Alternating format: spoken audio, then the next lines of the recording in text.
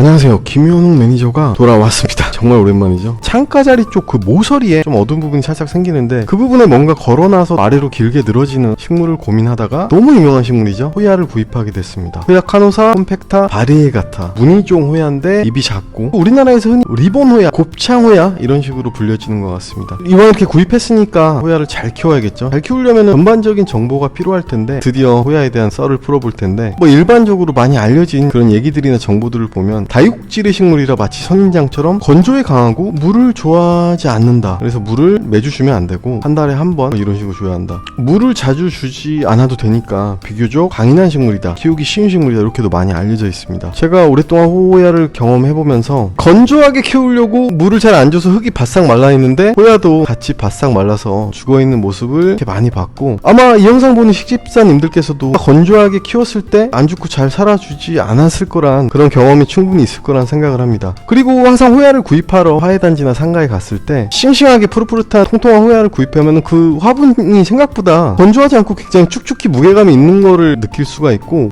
호야의 자생지들의 나라를 보면은 동남아시아, 남아시아, 중국 남부 및 대만, 호주 북부, 딱 얘기만 들어도 굉장히 열대우림이 많고 습한 지역이라는 걸 알 수가 있죠. 이렇게 열대우림이나 습한 지역은 굳이 호야가 다육질일 필요가 없죠. 그래서 제가 조심스럽게 유추를 해보면 건기와 우기가 뚜렷한 지역이 있다는 것을 알 수 있습니다, 호야의 자생지에. 그래서 습한 기후에도 생존을 해야 되지만 이 호야는 뜨겁고 건조, 건기에도 생존을 해야 되는 그런 식물이라 물을 많이 흡수해서 빨리 생장할 수 있는 기간이 있고, 반대로 뜨겁고 건조함이 길게 유지된 기간에는 거의 생장을 하지 않고 물도 흡수하지 않고 수면 상태에 들어가 있는 거죠. 그래서 제가 내린 결론은 이 호야는 물을 필요로 하는 기간이 있고 물을 필요로 하지 않는 기간이 있는 것 같습니다. 우기 때처럼 장마철처럼 계속 비가 오는 이런 환경에 적응이 된 호야는 물을 많이 흡수하고 왕성한 성장을 하고 덩굴을 들이고 잎도 많이 달겠죠. 반대로 뜨겁고 건조함이 오래 지속되는 이런 건기의 환경에 맞춰진 호야는 물을 줘도 잘 마시지 않는 거죠. 자기가 가진 이 수분만으로 계속 생존을 해가는 거죠, 죽어있는 것처럼.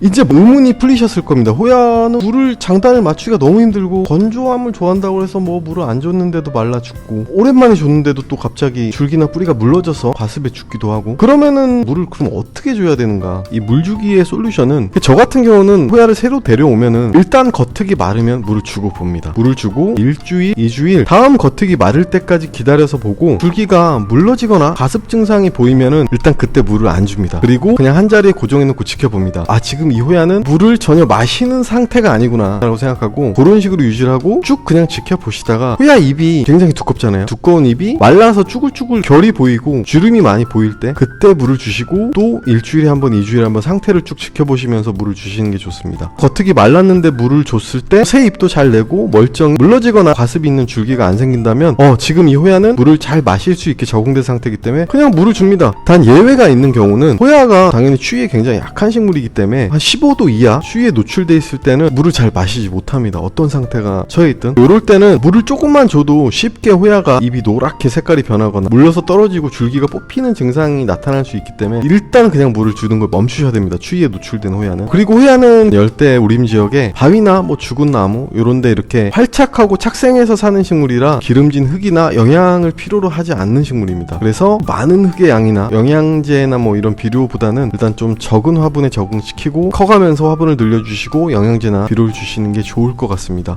이것도 어디까지나 제 개인적인 의견이기 때문에 호야를 키울 때 적당히 참고만 하셨으면 좋겠습니다. 오늘도 재밌는 영상 봐주셔서 진심으로 감사드리고 다음에도 본편 영상으로 돌아오겠습니다. 호야도 잘 키워요.